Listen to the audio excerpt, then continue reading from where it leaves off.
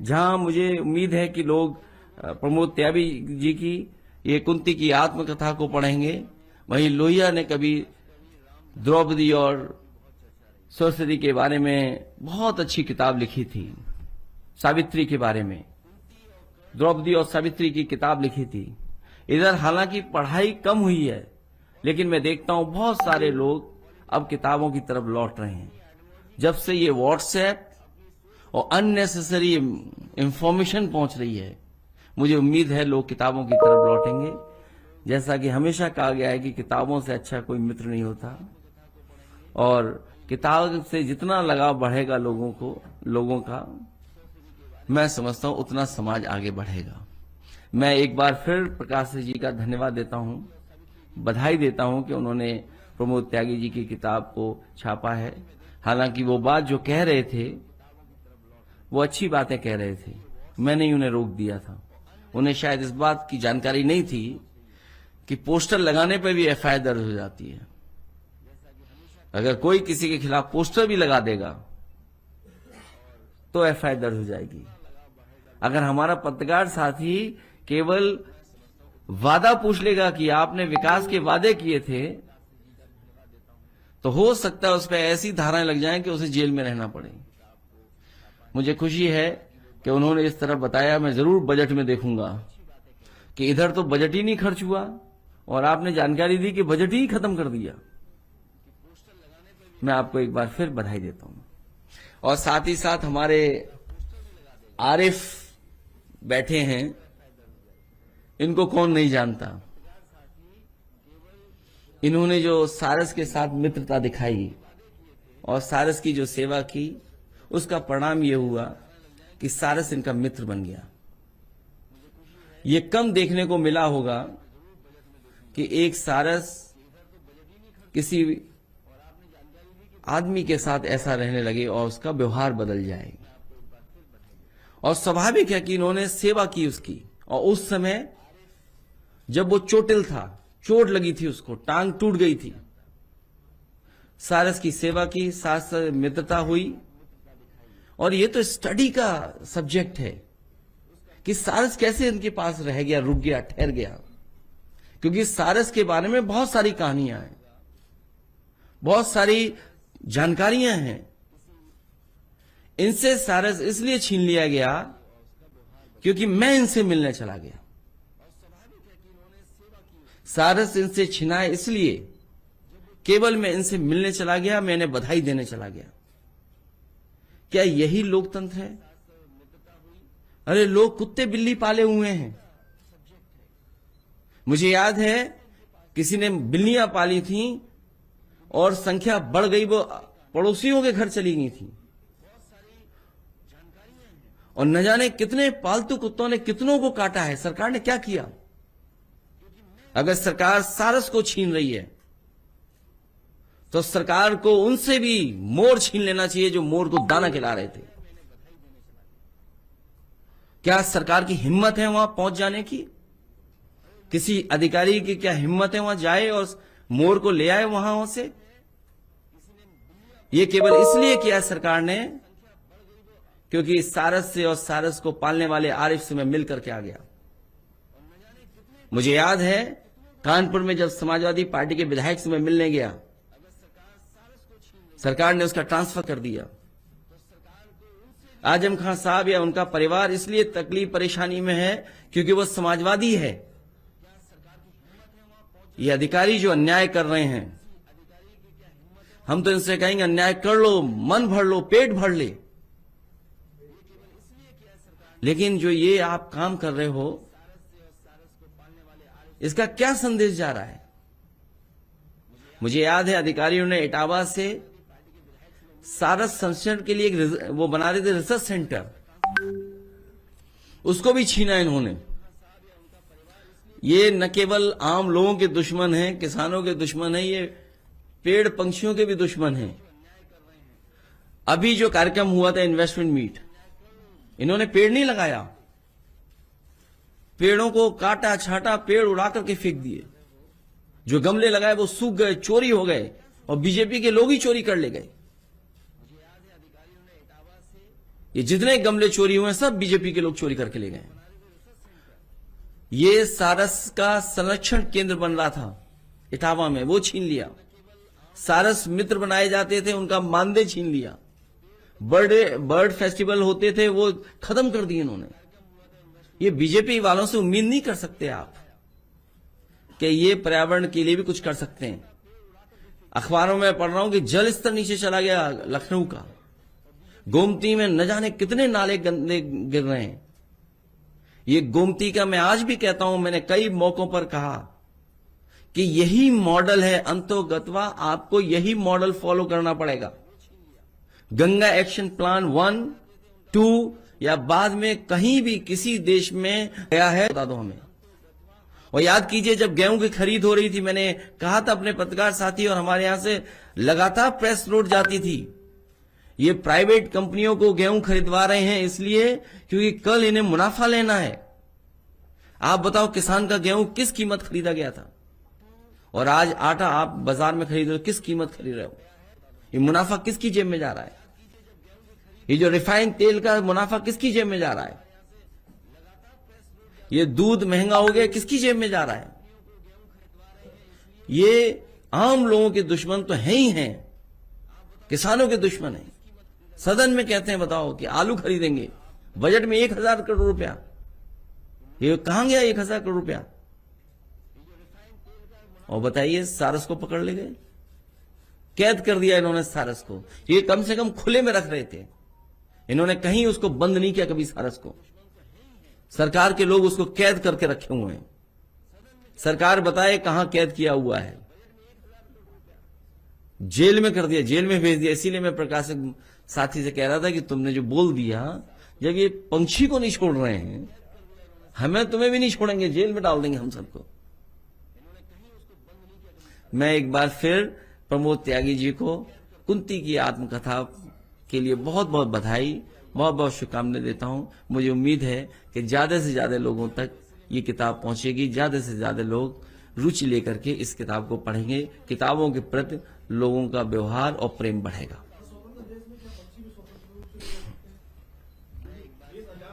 जो लोग डेमोक्रेसी की बात कर रहे हैं वो अनडेमोक्रेटिक है।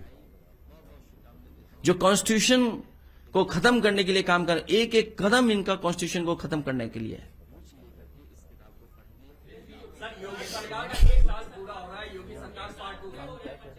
अरे जो लोग सारस को कैद कर दें उनके लिए क्या 1 साल है? और आपने सदन में नहीं देखा, सदन में नहीं देखा आपने क्या कहा उन्होंने? 56 में 46। अरे जो मुख्यमंत्री सदन में झूठ बोलता हो, योगी होके झूठ बोलते हो, संत होके झूठ बोलते हो, उनसे क्या उम्मीद करोगे कि वो सारस को खुला छोड़ देंगे? जिन्होंने अपने कार्यक्रम को इन्वेस्टमेंट मीट करने के लिए न जाने कितने पेड़ काट डाले हों। और आप लोग हिसाब किताब लगाइए, जब से ये सरकार आई है 150 करोड़ पेड़ लगा चुके हैं ये, 150 करोड़ के लगभग। और मुझे याद है मैंने सदन में भी कहा और मैं फिर दोहराता हूं आपके सामने, मैंने जब 1000 एकड़ में पेड़ लगवाए, मैंने फॉरेस्ट के अधिकारियों से पूछा कि 1000 एकड़ में कितने पेड़ आप लगाओगे, तो उन्होंने 1 लाख, मुझे एग्जैक्ट नंबर नहीं याद है, 1,36,000 पेड़ लगाए थे उन्होंने। और आखिरी पेड़ 2 मैंने और नेताजी ने लगाए थे वहां पर। अगर 1000 एकड़ में 1,36,000 पेड़ लगते हैं तो बताओ 150 करोड़ पेड़ लगा चुके हैं। ये 150 करोड़ के लिए जमीन कहां है? इससे बड़ा झूठ और क्या हो सकता है? और ये बात अगर आपको गलत लग रही हो, आप जाइए इटावा में लाइन सफारी के सामने 1000 एकड़ में 1,36,000 के लगभग पेड़ लगाए गए थे, और ये तो 150 करोड़ लगा चुके हैं। और 1 साल की ये बात कर रहे हैं। आप लोग भी पत्रकार साथी उन्हीं के रास्ते पे चलने लगते हो। आज कितने साल हो गए सरकार को, ये बताइए? 6 साल हो गए ना। ये बताएं 6 साल का हिसाब किताब क्या है? गन्ने के किसानों का अभी भी बकाया है, आलू खरीदा नहीं जा रहा कहीं भी। जितनी भी फसलें पैदावार के लिए आय दोगुनी की बात की, ये बताएं कि किस फसल की आय दोगुनी हो गई इस महंगाई में? डीजल पेट्रोल 6 साल पहले क्या थी कीमत, आज क्या है। दूध की कीमत 6 साल पहले क्या थी, वो आज क्या है। दालों की कीमत 6 साल पहले क्या थी, वो आज क्या है। खाद की कीमत 6 साल पहले क्या थी, वो आज क्या है। और ये आंकड़े देते हैं बेरोजगारी के। ये बताएं कि कितने रोजगार दिया है इन्होंने, कितनी नौकरी मिली है।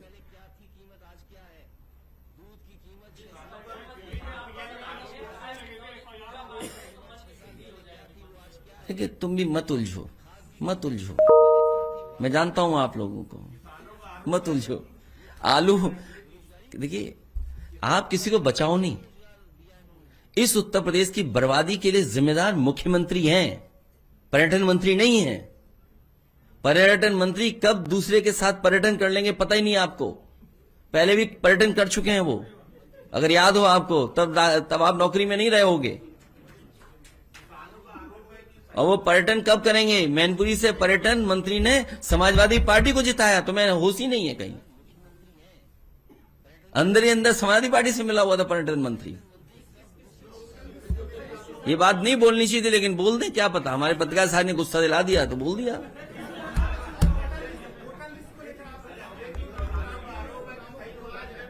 हैं? देखिए, आप मूल्यांकन क्या है। जो तस्वीरें आ रही हैं, जो हमारे कार्यकर्ता जानकारी दे रहे हैं, और जो व्हाट्सएप पे हमारा वर्कर खेत में खड़े होकर के फोटो भेज रहा है। मुझे याद है, मैं कोलकाता में था, हमारे एक कार्यकर्ता ने मुझे ललितपुर में जिस तरीके से ओलावृष्टि हुई उसकी जानकारी दी। मैंने पार्टी की तरफ से, अपनी तरफ से मांग की कि किसानों का जो नुकसान हुआ उसकी भरपाई हो। उसके बाद तो लगातार उत्तर प्रदेश में झांसी से, इटावा से, लखनऊ से, हर जगह से वर्कर ने तस्वीरें भेजी हैं। हम तो केवल जानकारी और मांग कर सकते हैं। इसलिए सरकार को जो नुकसान हुआ है उसकी भरपाई करनी चाहिए। जो इधर फसल का नुकसान हुआ उसकी भरपाई करनी चाहिए। और सरकार बताए कि आलू कितना खरीदा है। मैं खुद कन्नौज की सबसे बड़ी मंडी पे गया था और मैंने खड़ा होकर के पूछा वहां पर जो आड़तिया खड़े थे, जो किसान मौजूद थे, कि आपने बताइए सरकार ने आलू कितना खरीदा। सबने हाथ खड़े कर दिए कि आलू कुछ भी खरीदा नहीं गया। 1000 से ज्यादा पैकेट हमारे यहां रखे हुए हैं और किसानों का खेत में था उस समय आलू, तो आलू का भी नुकसान हुआ। उसी समय मैंने मंडी डायरेक्टर से बात की। मंडी डायरेक्टर कहते हैं कि हम तुरंत खरीदवा लेंगे। मैंने दोबारा जानकारी हासिल करनी चाहिए, कोई आलू नहीं खरीदा गया।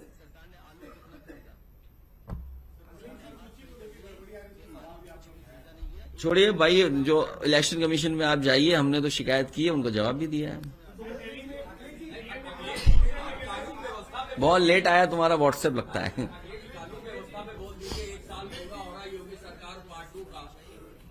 तुम फिर बोल रहे हो 1 साल। अरे भाई पत्रकार साथी, थोड़ा समझदार बनो आप भी, हमारी मदद करो। 6 साल कोई पार्ट 2 नहीं है। मैं कहूं 2 नंबरी, ये कोई बात हुई। 6 साल, इस सरकार को 6 साल हो गए हैं और दिल्ली की सरकार भी है। मान लीजिए नीति आयोग हमारा नहीं है, विपक्ष का नहीं है। नीति आयोग विपक्ष का नहीं है। इस प्रदेश ने प्रधानमंत्री दिया, इस प्रदेश ने मुख्यमंत्री दिया, और नीति आयोग यह कह रहा है कि आप 22वें नंबर पर हैं। आप बताएं सरकार सच्चाई क्या है। आपने कब मेडिकल कॉलेज बनाए हैं। मैं पत्रकार साथियों से अभी कहता हूं, अगर आप लोग चलना चाहें, मैं चलता हूं। अभी अटल बिहारी वाजपेयी यूनिवर्सिटी जो बननी थी, बताइए कितने साल हो गए। और फिर देखिए, आरक्षण को छीनने का क्या तरीका अब निकाला नया। सैफई यूनिवर्सिटी में या कोई मेडिकल कॉलेज में नौकरी देने का तरीका, विज्ञापन निकाला, सब उसमें है कैटेगरी, एक ले लिया, बाकी बोला है ही नहीं, एलिजिबल ही नहीं है। फिर ऐड निकाला, फिर एक ले लिया, बोले एलिजिबल नहीं है। तो देखिए क्या खेल चल रहा है। चिंता का विषय यह है कि जो खेल चल रहा है वो हमें और आपको पता ही नहीं है। और कानून व्यवस्था पर एनसीआरबी के आंकड़े क्या कहते हैं। मैं तो कहूंगा अगर स्क्रीनशॉट लेकर के अगर डाल दें स्क्रीन पर, मैं स्क्रीन पर पढ़ूंगा जो एनसीआरबी का डेटा दिखाता हो कि यूपी में क्या है। यूपी में दंगे, रॉयट, सबसे ज्यादा महिलाएं असुरक्षित। वो मुरादाबाद की जो बहन, उसका अखबारों में पढ़ा, जानकारी हासिल हुई, क्या हुआ उस बहन के साथ। पुलिस के पास गई और पुलिस वालों ने उसकी मदद नहीं की। वो लिख करके चिट्ठी छोड़ गई कि किसने, कौन है इसका दोषी। क्या हाथरस के केस में नहीं हुआ? उसके बाद और घटनाएं नहीं हो रही लगातार। कानपुर देहात का तो परिवार अभी मिलने आया, उनका पिताजी मुझे कल मिल के आ गया है, जिसने अपनी पत्नी और बेटी को जलते देखा। हो सकता है आपके लिए और बहुत सारे लोगों के लिए बुलडोजर खुशी की बात हो, लेकिन मैंने सदन में भी कहा, फिर कहता हूं, बुलडोजर के दिमाग नहीं होता।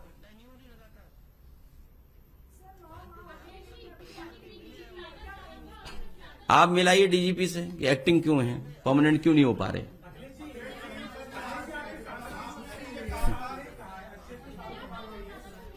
भाई ये है कि आप लोगों ने अपना लिखना बंद कर रखा है। समाजवादी सरकार होती तो अब न जाने क्या क्या लिखते। कमजोरी तो आप में भी है। सदन में जो बात कही गई हो, अरे जिस सरकार के पास डीजीपी अपना नहीं, चीफ सेक्रेटरी अपना नहीं, ब्लैकमेलिंग चल रही हो कि अगर डीजीपी परमानेंट नहीं होगा तो यूपी का चुनाव हरा दिया जाएगा।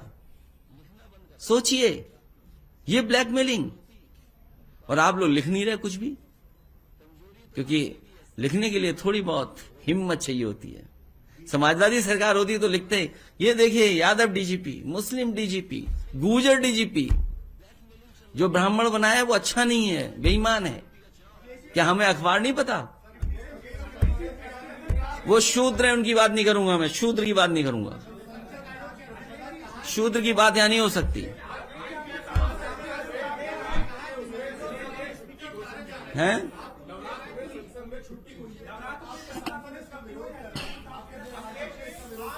हम तो कह रहे हैं सब त्योहारों पे छुट्टी होनी चाहिए, जैसा समाजवादी पार्टी मानती रही है। सभी त्योहारों पर, सभी त्योहारों पर, विश्वकर्मा पूजा पे भी छुट्टी होनी चाहिए। क्यों नहीं छुट्टी होनी चाहिए? विश्वकर्मा कोई भगवान नहीं है क्या? बताओ भगवान नहीं है। बीजेपी वाले बताएं कि भगवान नहीं है। वाल्मीकि जयंती को होनी चाहिए छुट्टी, क्यों नहीं होनी चाहिए?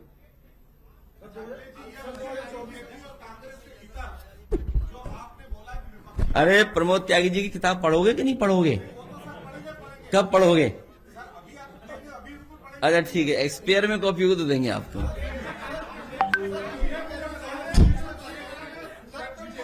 विपक्षी एकता है, सब रहेगी। आप क्यों फिक्र कर रहे हो? बताइए, आप बताते हो फेस नहीं है। अरे जो फेस है उन्होंने उत्तर प्रदेश की हालत क्या कर दी?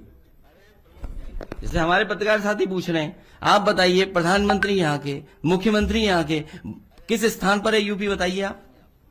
एजुकेशन में कहां है हम? हेल्थ में कहां है हम? और ये जो हवाई जहाज उतरा था हरकुलस, समाजवादियों ने डिजाइन ना की होती तो खेतों में उतारते क्या आप हरकुलस? और आप भी बोलते नहीं हो कि एक्सप्रेस वे क्या हो गया बुंदेलखंड। अरे लिखा करो, थोड़ा बोला करो, हैं? अपना काम बता दो, क्या बनाया है उन्होंने? अपना काम भी तो बता दो। ये नाले गंदगी, कूड़ा, भाई सॉलिड वेस्ट मैनेजमेंट पे आपने क्या काम किया बता दें हमें। और आपके लिए सबसे बड़ा उदाहरण तो बनारस हो सकता है। जो टेंट सिटी थी वो उड़ गई। उद्घाटन में तो सब लोग आए, अब समापन में कौन आएगा? टेंट सिटी में समापन भी तो कोई करेगा ना। नाले बह रहे हैं, नाले, जितनी भी गंदगी है नदियों में जा रही है। क्या किया आपने? आपका मेयर, आपके एमपी, आपके मिनिस्टर्स, आपका डिपार्टमेंट, सब कुछ आपका। उसके बाद आप सॉलिड वेस्ट मैनेजमेंट नहीं कर रहे, वेस्ट वाटर ट्रीटमेंट नहीं कर पा रहे, इफ्लुएंट ट्रीटमेंट के लिए कोई काम नहीं किया आपने। तो क्या कर रहे हैं आप लोग? एक दिन मैंने अखबार में पढ़ा कि अब गंगा की बीओडी, सीओडी, डिजोल्व ऑक्सीजन ठीक होगी। आप पैरामीटर्स देखिए गोमती के क्या है, आप यमुना के पैरामीटर्स देखिए आप क्या है, और गंगा के पैरामीटर्स देखिए क्या है। यहां तो अखबारों ने लिखा है, आप ही लोगों में से किसी ने लिखा है कि डिजोल्व ऑक्सीजन कम हो गई पानी की ग्राउंड वाटर में।